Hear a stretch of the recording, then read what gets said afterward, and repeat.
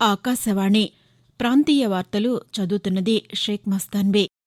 ముఖ్యాంశాలు: ఎన్నికల హామీల ప్రకారం రాష్ట్ర వ్యాప్తంగా పింఛన్లను పంపిణీ చేస్తున్నామని ఆంధ్రప్రదేశ్ ముఖ్యమంత్రి నారా చంద్రబాబు నాయుడు పేర్కొన్నారు. ఇసుకతో పాటు ఖనిజాల అక్రమ తవ్వకాలు, సరఫరా నిరోధించాలని తెలంగాణ ముఖ్యమంత్రి ఏ రేవంత్ రెడ్డి అధికారులను ఆదేశించారు. రాష్ట్ర వ్యాప్తంగా అక్టోబర్ 2 నాటికి డంపింగ్ యార్డులలో చెత్త తొలగించేందుకు సాంకేతిక చర్యలు చేపడుతున్నట్లు ఆంధ్రప్రదేశ్ పురపాలక శాఖ మంత్రి పి. నారాయణ పేర్కొన్నారు. శ్రీశైలం ఎడమగట్టు కాలువ సొరంగం వద్ద సహాయక చర్యలు కొనసాగుతున్నాయని తెలంగాణ పర్యాటక శాఖ మంత్రి జూపల్లి కృష్ణారావు తెలిపారు. ఆంధ్రప్రదేశ్ పర్యాటకంపై అంతర్జాతీయ స్థాయిలో పెట్టుబడులు సాధిస్తామని పర్యాటక శాఖ మంత్రి కందుల దుర్గేష్ తెలిపారు. వార్తల వివరాలు: ఎన్నికల హామీల ప్రకారం రాష్ట్ర వ్యాప్తంగా పింఛన్లను పంపిణీ చేస్తున్నట్లు ఆంధ్రప్రదేశ్ ముఖ్యమంత్రి నారా చంద్రబాబు నాయుడు పేర్కొన్నారు. చిత్తూరు జిల్లా గంగాధర నెల్లూరు మండలం రామానాయుడుపల్లెలోని లబ్దిదారులకు ఎన్టీఆర్ సామాజిక పింఛన్లను నిన్న ఆయన పంపిణీ చేశారు. అలాగే రామానాయుడుపల్లెలో అభివృద్దికి 10 సూత్రాల స్టాల్స్ను ప్రారంభించారు. పీఎం విశ్వకర్మ యోజన కింద లబ్దిదారులకు ఒక్కొక్కరికి ₹1,00,000 చొప్పున 4 లక్షల రూపాయలను ముఖ్యమంత్రి అందజేశారు. అనంతరం జరిగిన ప్రజావేదిక కార్యక్రమంలో ముఖ్యమంత్రి మాట్లాడుతూ, రాష్ట్రంలో ప్రతి ఒక్క వ్యక్తికి ఆర్థిక స్వావలంబన రావాలని, పేదల్లో చైతన్యం తీసుకొచ్చి చేయూతనివ్వడానికే పనిచేస్తున్నామని వివరిస్తూ, అభివృద్ధి, సంక్షేమం, సుపరిపాలన ఈ 3 ద్వారా పేదవాళ్ని పైకి తీసుకొచ్చే బాధ్యత నాది. అందుకే ఈ సంవత్సరం 3 లక్షల కోట్ల రూపాయలు బడ్జెట్ పెట్టాం. 12.92% 9 నెలల పరిపాలనలో గ్రోత్ వచ్చిందంటే అది తెలుగుదేశం పార్టీ సుపరిపాలన ఫలితం అని చెప్పి కూడా నేను మీకు తెలియజేస్తున్నా. ఈ రోజు ఈ ప్రభుత్వం చిత్తశుద్దితో ప్రతి ఒక్క పైసా కూడా పేదల కోసం ఖర్చు పెట్టే ఏకైక ప్రభుత్వం అని మీ అందరికీ హామీ ఇస్తున్నా. సరైన ధరలకు ఇసుకను సరఫరా చేస్తే వినియోగదారులు అక్రమ రవాణాపై ఆధారపడరని తెలంగాణ ముఖ్యమంత్రి ఏ రేవంత్ రెడ్డి ఖనిజాభివృద్ది సంస్థ అధికారులకు సూచించారు. హైదరాబాద్లోని ఇంటిగ్రేటెడ్ కమాండ్ అండ్ కంట్రోల్ సెంటర్లో గనుల శాఖపై ముఖ్యమంత్రి నిన్న సమీక్ష నిర్వహించారు. ఈ సందర్భంగా మాట్లాడుతూ, నగరానికి 3 వైపులా ఇసుక స్టాక్ పాయింట్లు సాధ్యమైనంత త్వరగా ఏర్పాటు చేయాలని ఆదేశించారు. ఇసుకతో పాటు ఖనిజాల అక్రమ తవ్వకాలు, సరఫరా నిరోధించాలని మైనింగ్ శాఖ అధికారులకు స్పష్టం చేశారు. ఇసుక రీచుల్లో తవ్వకాలు, రవాణా, వినియోగదారులకు తక్కువ ధరకు సరఫరాపై పలు సూచనలు చేశారు. దీర్ఘకాలికంగా పెండింగ్లో ఉన్న మైనర్ ఖనిజాల బ్లాకుల వేలానికి వెంటనే టెండర్లు పిలవాలని ముఖ్యమంత్రి అధికారులను ఆదేశించారు. రాష్ట్ర వ్యాప్తంగా అక్టోబర్ 2 నాటికి డంపింగ్ యార్డులలో చెత్త తొలగించే సాంకేతిక చర్యలు చేపడుతున్నామని ఆంధ్రప్రదేశ్ పురపాలక శాఖ మంత్రి పి. నారాయణ పేర్కొన్నారు. నెల్లూరులో నిన్న ఆయన పింఛన్ పంపిణీతో సహా పలు కార్యక్రమాల్లో పాల్గొన్నారు. మున్సిపల్ కార్యాలయంలో రంజాన్ సందర్భాన్ని పురస్కరించుకుని పారిశుద్ధ్యం విషయంలో సూచనలు చేస్తూ అధికారులతో సమీక్షించారు.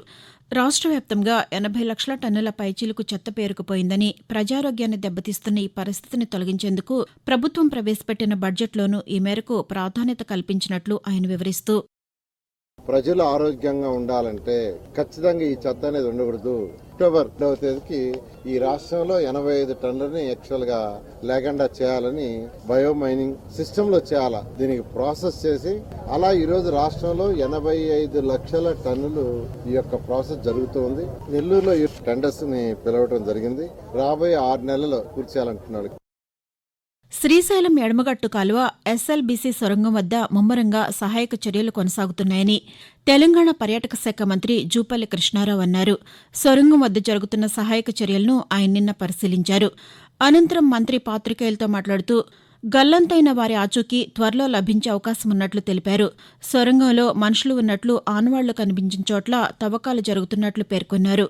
మొత్తం 11 విభాగాలు సహాయక చర్యల్లో పాల్గొంటున్నాయని మంత్రి పేర్కొంటూ, నలుగురి ఆచూకీ అనేది రాడార్ ద్వారా లొకేట్ చేయడం జరిగింది. ఫ్రంటేజ్ ఉన్న వాళ్ళు నలుగురికి సంబంధించి రాత్రి వరకు బయటికి తీయడం జరుగుతుంది. మిగతా నలుగురు టీబీఎం మిషన్ ఫ్రంటేజ్ లో ఉన్నారు. 24 అడుగుల మేర బురద మట్టి అట్లాగే ఉన్నది. కొంత సమయం పడుతుంది.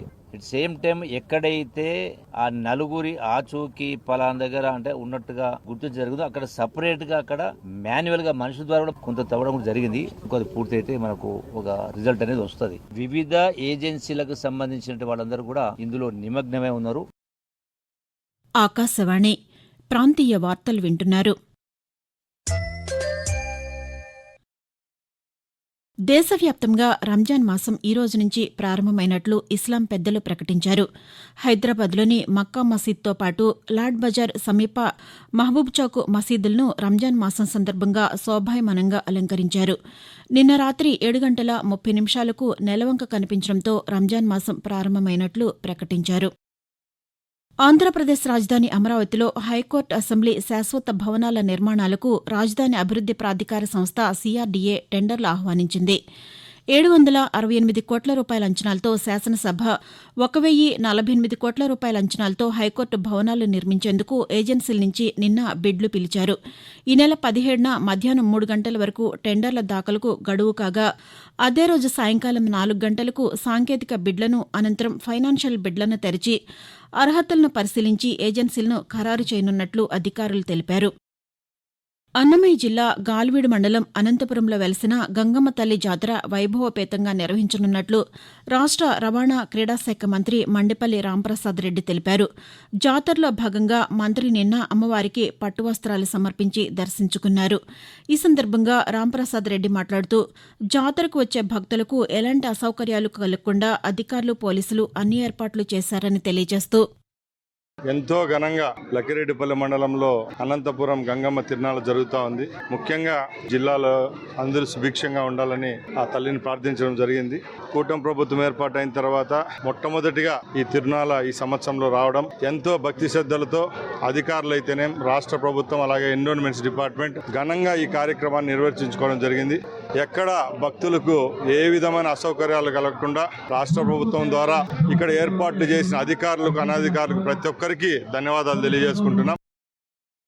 ఆంధ్రప్రదేశ్ పర్యాటకంపై అంతర్జాతీయ స్థాయిలో పెట్టుబడులకు ప్రణాళికలు రూపొందిస్తున్నామని పర్యాటక శాఖ మంత్రి కందుల దుర్గేష్ పేర్కొన్నారు.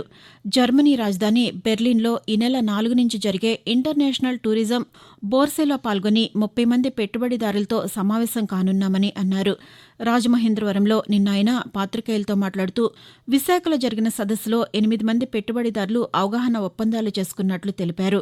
రాష్ట్రంలో 974 కిలోమీటర్ల సముద్ర తీరం, ఎకో, వెల్నెస్, బౌద్ధ సంస్కృతి, విశాఖ, అమరావతి ప్రాంతాల విశిష్టతను అంతర్జాతీయ వేదికపై తెలియజేస్తామని అన్నారు. వాతావరణం మార్చి, ఏప్రిల్ నెలల్లో ఎండ తీవ్రత సాధారణం కంటే అధికంగా ఉంటుందని, తీవ్ర వడగాలులు ఉంటాయని హైదరాబాద్ వాతావరణ కేంద్రం తెలిపింది. ఏప్రిల్, మే నెల వచ్చేసరికి 44 నుంచి 46 డిగ్రీల వరకు ఉష్ణోగ్రతలు నమోదయ్యే అవకాశం ఉందని వెల్లడించింది. ప్రధానంగా దక్షిణ మధ్య తెలంగాణతో పాటు హైదరాబాద్ పరిసర ప్రాంతాల్లో సాధారణం కంటే ఎక్కువ ఉష్ణోగ్రతలు నమోదయ్యే అవకాశాలున్నాయని పేర్కొంది. వచ్చే వేసవిలో కర్నూలు నగరంలో తాగునీటి ఎద్దడి ఏర్పడకుండా కట్టుదిట్టమైన చర్యలు తీసుకోవాలని ఆంధ్రప్రదేశ్ పరిశ్రమల శాఖ మంత్రి టీజీ భరత్ అధికారులను ఆదేశించారు. కర్నూలు నగరంలోని స్థానిక ప్రభుత్వ అతిథి గృహంలో నిన్న నగరపాలక సంస్థ అధికారులతో సమీక్ష నిర్వహించారు. నగరాన్ని అభివృద్ది చేసేందుకు అవసరమైన ప్రగతి ప్రణాళికను రూపొందించాలని అధికారులను మంత్రి టీజీ భరత్ ఆదేశించారు. వాతావరణ మార్పుల వల్ల ఆంధ్రప్రదేశ్లో రానున్న 10-15 రోజుల్లో వడగాలులు వీచే అవకాశం ఉందన్న హెచ్చరికల నేపథ్యంలో త్రాగునీరు సరఫరా విధానంలో ఎటువంటి ఆటంకం లేకుండా చర్యలు తీసుకోవాలని తూర్పుగోదావరి జిల్లా కలెక్టర్ పి. ప్రశాంతి ఆదేశించారు. జిల్లా, డివిజన్, మండల, గ్రామస్థాయి అధికారులతో వేసవి దృష్ట్యా తాగునీటి సరఫరా, పారిశుద్ధ్య నిర్వహణ తదితర అంశాలపై నిన్న దృశ్య మాధ్యమ సమావేశం నిర్వహించారు. ప్రాంతీయ వార్తలు ముగించే ముందు ముఖ్యాంశాలు మరొకసారి. ఎన్నికల హామీల ప్రకారం రాష్ట్ర వ్యాప్తంగా పింఛన్లను పంపిణీ చేస్తున్నట్లు ఆంధ్రప్రదేశ్ ముఖ్యమంత్రి నారా చంద్రబాబు నాయుడు పేర్కొన్నారు. ఇసుకతో పాటు ఖనిజాల అక్రమ తవ్వకాలు, సరఫరా నిరోధించాలని తెలంగాణ ముఖ్యమంత్రి ఏ. రేవంత్ రెడ్డి అధికారులను ఆదేశించారు. రాష్ట్ర వ్యాప్తంగా అక్టోబర్ 2 నాటికి డంపింగ్ యార్డులలో చెత్త తొలగించేందుకు సాంకేతిక చర్యలు చేపడుతున్నట్లు ఆంధ్రప్రదేశ్ పురపాలక శాఖ మంత్రి పి. నారాయణ పేర్కొన్నారు. శ్రీశైలం ఎడమగట్టు కాలువ సొరంగం వద్ద సహాయక చర్యలు కొనసాగుతున్నాయని తెలంగాణ పర్యాటక శాఖ మంత్రి జూపల్లి కృష్ణారావు తెలిపారు. ఆకాశవాణి ప్రాంతీయ వార్తలు ఇంతటితో సమాప్తం.